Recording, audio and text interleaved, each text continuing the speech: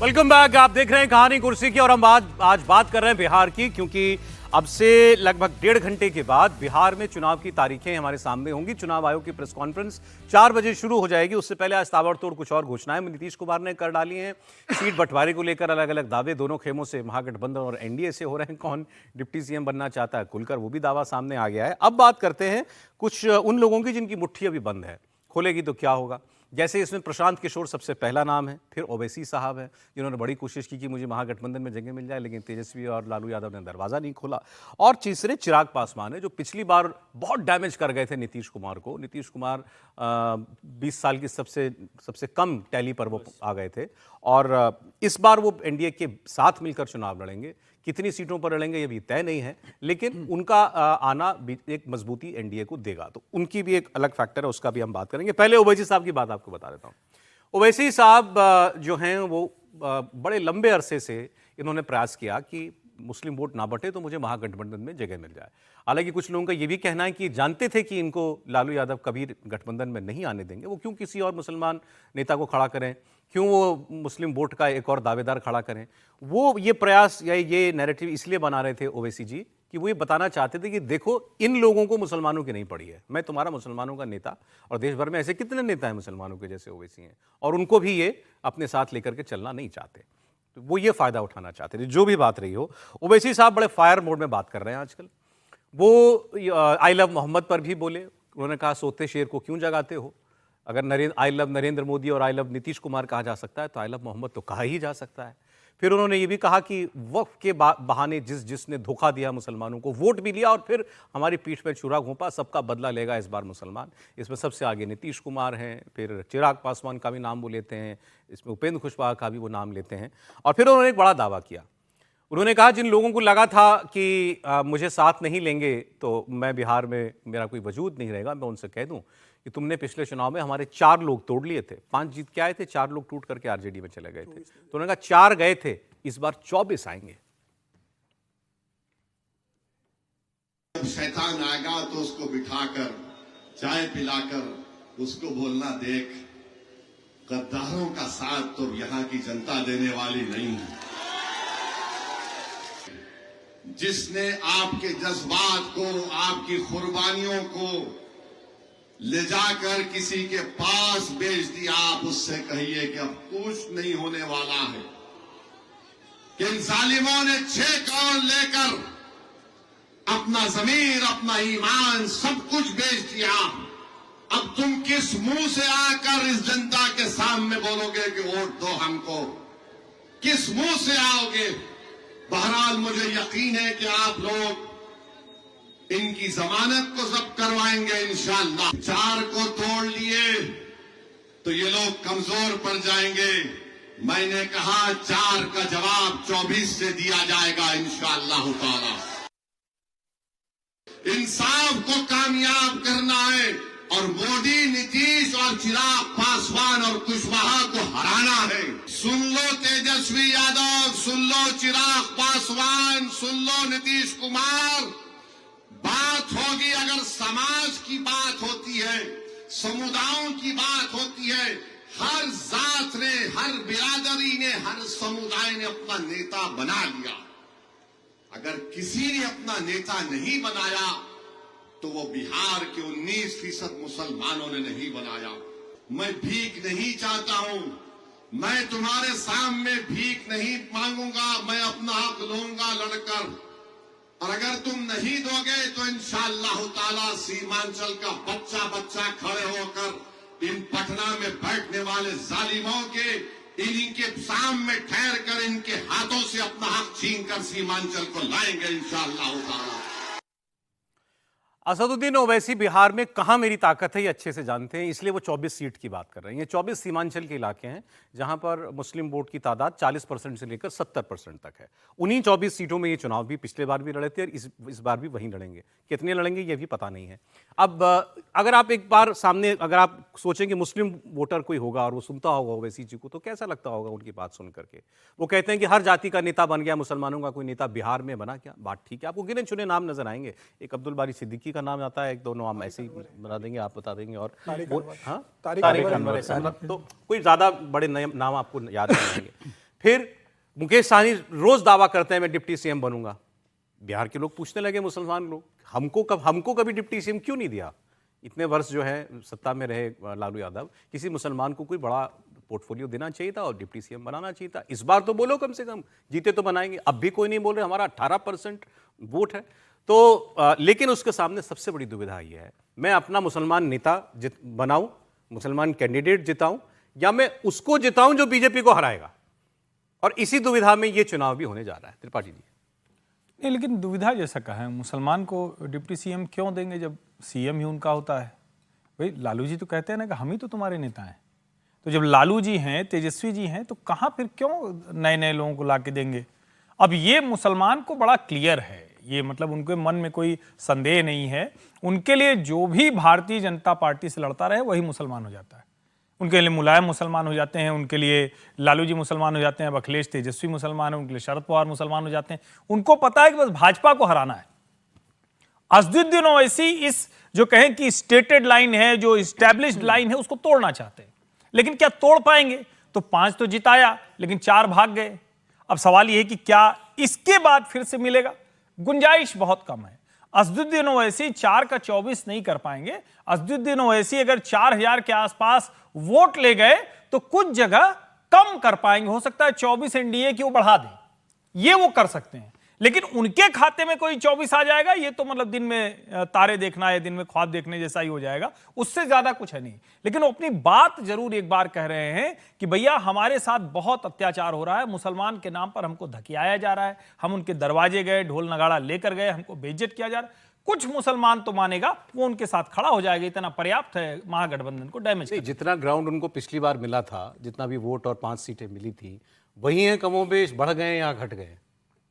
लड़ाई वो मजबूती से लड़ रहे हैं, लेकिन मुझे नहीं लगता कि उनकी सीट बढ़ पाएंगी। अच्छा, यदि वो बरकरार भी रहे 5 सीटें उनकी, तो भी मैं समझता हूँ। लेकिन जो और मान लीजिए वो 24 सीटों पर खड़े करते हैं और ठीक से उम्मीदवार बनाते हैं, तो नुकसान करेंगे वो बहुत सारी सीटों पर महागठबंधन का। और वो सबसे बड़ा है कि ये जो चैलेंज है ना, कि बीजेपी मुसलमान जो है उसका केवल एक तरीके का वोट है, बीजेपी को हराना है। ठीक है, तो क्या वो ओवैसी साहब के उम्मीदवारों को बीजेपी को हराने वाले उम्मीदवार की ताकत के तौर पर देखता है? तब वो फर्क पड़ेगा उसका। वो जहां इनकी ऐसी ताकत है वहां तो इनको वोट भी नहीं देता, तभी वो 5 जीत गया। वहां नहीं है ऐसी ताकत, तो वहां क्या वो बीजेपी को? आप कह रहे हैं मुसलमान वोटर को ये चाहिए कि मैं जो बीजेपी को हराए उसके साथ जाऊं। बिल्कुल। असदुद्दीन ओवैसी कहते हैं उसको अपना मुसलमान जिताओ, साफ साफ कह रहे हैं मुसलमान को जिता के भेजो। नहीं, मुसलमान उनका अपना है ही नहीं, उनका अपना वो है जो बीजेपी को हराए। अच्छा, ये कैंडिडेट के तौर वो हो सकता है, नॉन मुस्लिम भी हो सकता है, मतलब ज्यादा नॉन मुस्लिम ही होते हैं। हाँ, मतलब आरजेडी खड़ा करे, कोई जरूरी नहीं कि मुसलमान ही हो, वो आरजेडी का कोई कैंडिडेट ऐसा है जो बीजेपी को हरा सकता है, तो वो ओवैसी के मुस्लिम कैंडिडेट के आगे भी जीत बहुत आगे बढ़ गए हैं ओवैसी पिछली बार के चुनाव से, ऐसा आपको नहीं लगता? ठीक है, कुछ डेटा भी आपको साथ साथ बताता रहता हूं। बिहार विधानसभा की 13 सीटें ऐसी हैं जिन पर पार्टियां जीत का सिक्सर लगा चुकी हैं। 9 सीट पर बीजेपी लगातार 6 बार से जीत रही है, और 2-2 ऐसी सीटें हैं जेडीयू और आरजेडी की, जो कि वो पिछले 6 बार से जीत रहे हैं। जेडीयू जैसे सुपौल और आलमनगर सीट पर जीत का सिक्सर लगा चुकी है। आरजेडी दरभंगा ग्रामीण, बेलागंज सीट पर 6 चुनाव से हारी ही नहीं है। तो ये वो स्ट्रांग होल्ड्स हैं जो कि टूटे नहीं हैं। क्या इस चुनाव में ऐसा होगा? इंटरेस्टिंग होगा देखना। अब एक अगले प्लेयर की मैं बात आपको बता दूं, नई नवेली पार्टी, नए नवेले नेता, लेकिन चुनावी रणनीति का हर कोई कायल इनकी। हम बात कर रहे हैं प्रशांत किशोर की, जिनको सियासी गलियारों में पीके के नाम से जाना जाता है। जन स्वराज पार्टी बनाई, 1 साल का उनकी पार्टी का अरसा हो गया है, लेकिन पिछले 3 महीनों में प्रशांत किशोर का ग्राफ बड़े जबरदस्त तरीके से ऊपर गया। इसकी खास वजह है कि पीके हर किसी के लिए चुनौती पेश कर रहे हैं। बीजेपी के खिलाफ तो उन्होंने मानो ये मोर्चा खोल दिया, एक के बाद एक बीजेपी नेताओं के ऊपर बेहद गंभीर आरोप, चाहे उप मुख्यमंत्री सम्राट चौधरी हो, उनकी एजुकेशन पर कंफ्यूजन क्रिएट हुई, फिर अशोक चौधरी पर भ्रष्टाचार का आरोप लगा, वो किसी को नहीं बख्श रहे हैं। तेजस्वी यादव को भी नहीं छोड़ते। तेजस्वी यादव को वो जंगल राज का युवराज कहते हैं, राहुल गांधी को बिहार का चुनावी पर्यटक कहते हैं। इनकी धारदार बयानबाजी जनता के बीच तेजी से असर करती दिख रही है। इनकी रैलियों में उमड़ने वाले जन सैलाब क्या वोटों में ट्रांसलेट होगा, यह सवाल अलग है। बड़े बड़े नेताओं को सत्ता के शीर्ष तक पहुंचाने वाला यह रणनीतिकार बिहार में क्या कोई कमाल दिखाएगा? सुनते हैं इनके कुछ बातें। मेरे भाई तेजस्वी यादव अपराध पर बात करें तो ये ऐसे है जैसे शेर शाकाहारी होने का बात करने लगे। तेजस्वी यादव जैसे लोग, राजद वाले लोग, कट्टा वाले नेता हैं ये लोग। जब इन लोगों का शासन था तो पूरे देश में सबसे ज्यादा गैर कानूनी कट्टा, मर्डर, अपहरण बिहार में होता था। कानून व्यवस्था की हालत खराब है, लेकिन वो इसलिए है कि नीतीश कुमार अचेतन अवस्था में है और पूरा प्रशासन, करीब करीब पूरा प्रशासन बालू और शराब के माफिया से, कारोबार से पैसा कमाने में लगा हुआ है। किसी को जनता की सुरक्षा की चिंता नहीं है। जो बात अभी हम ओवैसी जी के लिए कर रहे थे, क्या वो प्रशांत किशोर के संभावित वोटर के मन की दुविधा भी होगी? राहुल महाजन जी, मुसलमान को ये लगता है भी मेरा वोट ओवैसी को जाए, कहीं इसके चक्कर में बीजेपी ना जीत जाए। मान ले ऐसी दुविधा है, क्या वो दुविधा किसी उस व्यक्ति के मन में नहीं होगी? मान लीजिए बीजेपी का है या एनडीए का वोटर है, वो कहे इस बार मुझे सब प्रशांत किशोर बड़े पसंद आ रहे हैं, बड़ी बढ़िया बात कर रहे हैं, तो मैं प्रशांत किशोर को वोट दूं, लेकिन ऐसा ना हो कि इनके चक्कर में तेजस्वी यादव का आदमी जीत जाए। वो यहाँ प्ले करेगा दिमाग। आपने एक डेटा दिखाया था जिसमें 15% लोग जो थे इनडिसाइसिव आपने दिखाए थे, तो ऐसे में वो लोग भी होंगे जो प्रशांत किशोर को पसंद करते होंगे। देखिए, एक बात जो प्रशांत किशोर कह रहे हैं लॉ एंड ऑर्डर की, अगर आप पटना जाएं या गया जाएं, जहां मैं गया था नालंदा वगैरह इस इलाकों में, तो ये बात हो रही है कि कानून व्यवस्था ख़राब है। तो इसका असर किस पे होगा? मेरा असेसमेंट ये है कि इस बार जो सबसे ज़्यादा नुकसान होने वाला है वो जेडीयू को नुकसान होगा। अगर वो जेडीयू का नुकसान होता है तो वो वोटर किधर जाएगा? वो या तो प्रशांत किशोर की तरफ जाएगा, क्योंकि वो ट्रेडिशनली बीजेपी को वोट नहीं करता, वो किसी और को वोट नहीं करता, वो आरजेडी को वोट नहीं करता। तो इस तरह से अगर मैं इसको एनालाइज करूँ तो प्रशांत किशोर जो है वो इस वक्त एक ऐसे ज़रूर नेता हैं जो कि बिहार में एक बड़ा फैक्टर है, जो कि चुनाव की स्थिति में सीटों पर जो है काफ़ी जो अदला बदली है या फिर जो सीटें बीजेपी जीतती है या आरजेडी जीतती है या बाकी जीतते हैं, उसमें जो है वो फर्क ला सकते हैं। उनका वोट अगर 6-8%, 9% जितना भी गया, अगर वो उस तरह से जाता है तो ये फर्क पड़ेगा। देखिए, 2 सर्वे ने इनके लिए जो भविष्यवाणियां की हैं वो है 8 से 10% वोट, जैसे जेवीसी ने कहा 10 से 11% वोट, 4 से 6 सीट। दूसरा सर्वे मैंने आपको दिखाया था उसमें स्पिक मीडिया का, उसमें बताया गया था 8% तक वोट, लेकिन कोई सीट नहीं।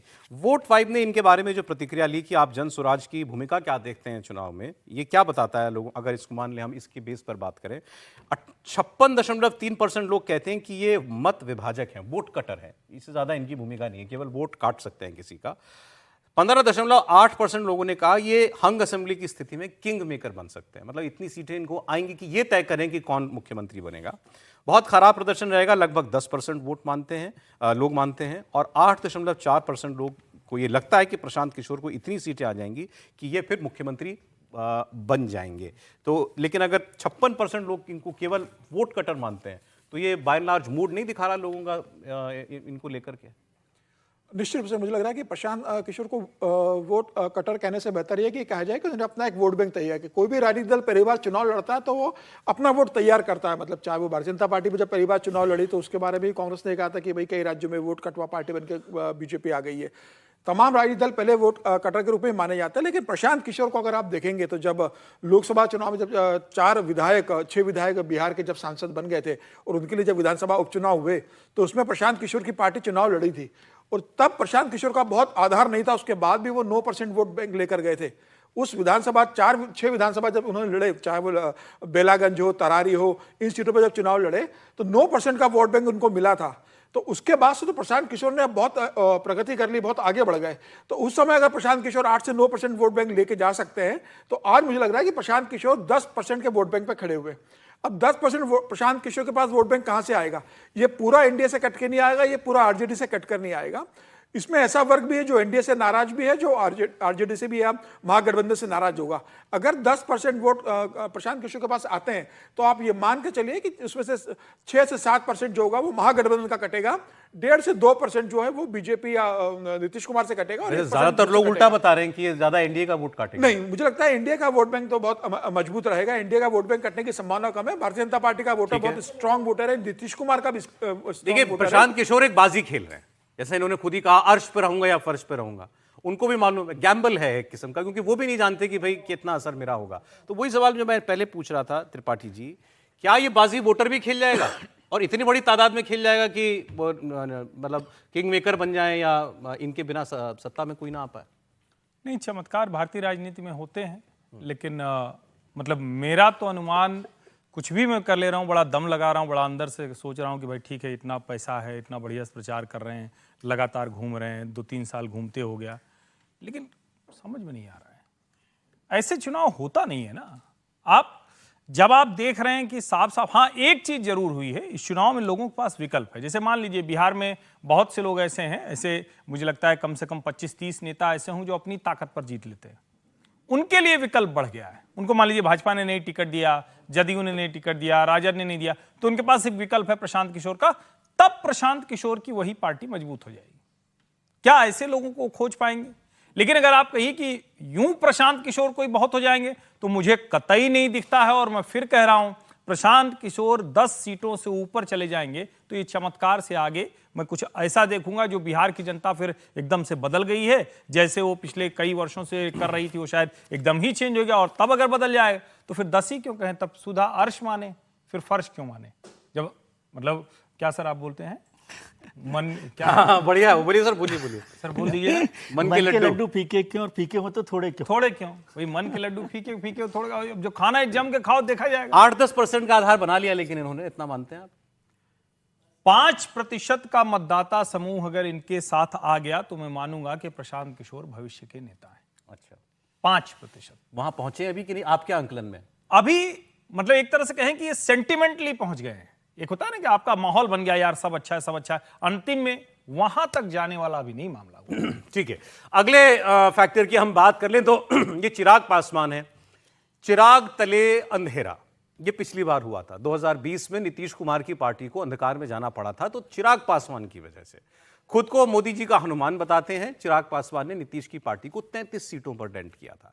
137 सीटों पर चुनाव लड़े थे, जीते केवल 1 थे, लेकिन नीतीश कुमार की पार्टी को 43 सीटों पर समेट दिया इन्होंने, क्योंकि 23 सीटें ऐसी थीं कि जहां चिराग की पार्टी ने सीधे नीतीश कुमार को नुकसान पहुंचाया।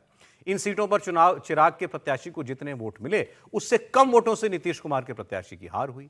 अब इस बार सीन अलग है, चिराग बीजेपी और जेडीयू के साथ हैं, लेकिन वो किंग मेकर से कम भी नहीं है। 24 का लोकसभा का चुनाव याद कीजिए, 5 सीटों पर लड़े थे, 5 जीत गए।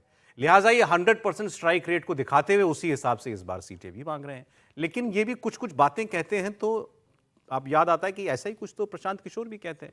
ये कहते हैं कि मैं जब किसी को देखता हूं तो मैं ये नहीं देखता कि ये भूमिहार है, ये राजपूत है, ये दलित है, ये पासवान है। मैंने ऐसा कभी नहीं देखा। हाँ, लेकिन मेरे पास भी MY समीकरण है जो लालू जी का बताया जाता है, उनका मुस्लिम यादव है, मेरे पास है महिला और युवा।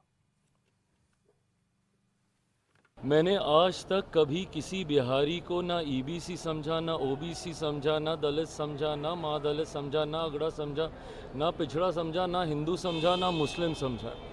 मेरे लिए बिहारी बिहारी है। भाई हम भी MY की बात करते हैं, बट हमारे MY में महिला हैं जो कि देश दुनिया की आधी आबादी है। हमारे वाई में युवा हैं जो कि देश की, हमारे बिहार की सबसे बड़ी आबादी है। मैं आपसे कह रहा था कि इनकी बातें सुनकर प्रशांत किशोर की बातें याद आती हैं। अच्छा, इंटरेस्टिंग बात यह है सर कि ये दोनों एक दूसरे पे कभी कुछ नहीं बोलते। ना प्रशांत किशोर इनको कुछ कहते हैं, लाइन से नेताओं को उन्होंने कटघरे में खड़ा किया, इनको नहीं, और ना ये कुछ बोलते हैं उनके बारे में। दोनों लोग नहीं कर रहे, दोनों युवा लोग हैं, दोनों बिहारी की बात कर रहे हैं, बिहार की बात कर रहे हैं। देखिए प्रशांत जी में और चिराग में एक फ़र्क है कि चिराग के पास अपना वोट बैंक है, अभी कमिटेड वोट है। 5.3% शायद पासवान वोटों की संख्या जो है, तो वो कमिटेड वोट उनके पास है, और वो वोट ट्रांसफ़र भी हुआ उनको पिता से अपने पास, मतलब पूरी पार्टी के पास है, जो जिसके लिए अभी एक्सरसाइज कर रहे हैं प्रशांत जी को अपना बनाना है, सारी की सारा जो व्यवस्था करनी है, तो उनके पास वो वोट है। और दूसरा, आज की तारीख में लग रहा है कि कोई कन्फ्यूजन नहीं है कि वो किसका वोट काटेंगे, मतलब अभी वो NDA के साथ ही रहेंगे, ऐसा लगता है। ये चिराग पासवान, हाँ ठीक है। प्रशांत जी मान लीजिए 5% वोट पिछली बार आया, तो वो प्रूवन वोट है, और वो वोट ट्रांसफर करा सकते हैं। ठीक है, ट्रांसफर मान लो जेडीयू को ना भी दिलवाएं तो भी अपना वोट करके वो सीटें जो आएंगी वो तो उनके पास आ जाएगी, वो NDA के साथ हो सकती है। तो एक बड़ा फर्क ये है, महिला और युवा मतदाता उनके साथ हैं तो बहुत अच्छी है, बहुत शुभकामनाएं। क्या वो उसके आधार पर NDA में सीट मांग रहे हैं? सर वो कहानी बता दूं, मैं चिराग पासवान और प्रशांत किशोर के खिलाफ क्यों नहीं बोलते।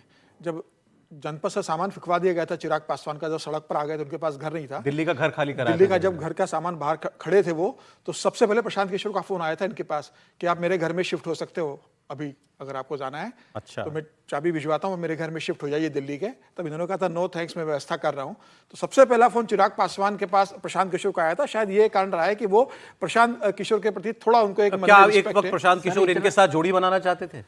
और निश्चित रूप से देखिए, दोनों की ट्यूनिंग बहुत अच्छी है और प्रशांत किशोर ने हमेशा चिराग पासवान का समर्थन किया है। चुनाव के समय भी जब बिहार लोकसभा चुनाव की बात थी तब प्रशांत किशोर ने भी उन्हें फोन करके कहा था कि आपकी ये सीटें बहुत मजबूत है। और हमेशा चिराग और प्रशांत की बात होती रहती है। चिराग को कहीं भी लगता है कोई कंफ्यूजन तो प्रशांत की सलाह लेते रहते हैं। आज भी अंदर वो सलाह लेते रहते हैं। और खबर ये भी है कि जो सीटें तय कर रहे हैं चिराग पासवान अपने लिए, उसमें प्रशांत किशोर बड़ी भूमिका निभा रहे हैं। देखिए, अब ये जो बात हम कह रहे थे 5% वोट अगर कुछ भी जो है उसमें से इस बार एनडीए में ऐड होगा, तो पिछली बार 39% था, तो बढ़ना ही चाहिए। ये कन्वेंशनल विजडम कहती है कि बढ़ना। कन्वेंशनल विजडम, और नुकसान भी नहीं होगा वो वोट का। दूसरी बात, जो समीर जी ने कहा कि प्रशांत जी ने उनको फ़ोन किया था, तो चिराग जी की याददाश्त तो इतनी अच्छी होगी कि कब जब वोट वो खाली हो रहा था घर, कौन सी सरकार करवा रही थी और किसने उनको वो घर बचाया था।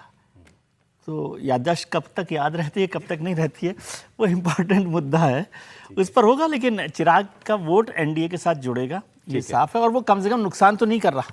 इस बार एनडीए का नुकसान जोड़ी रहे। आज समय इतना ही था। थोड़ी देर में चुनाव की घोषणा हो जाएगी और इसके बाद फिर नेता और खुलकर बात करेंगे। सीट बंटवारे की बातें खुलकर सामने आने लगेंगी। बहुत शुक्रिया फिलहाल हर्षवर्धन जी, विजय जी, राहुल जी और समीर जी आपका।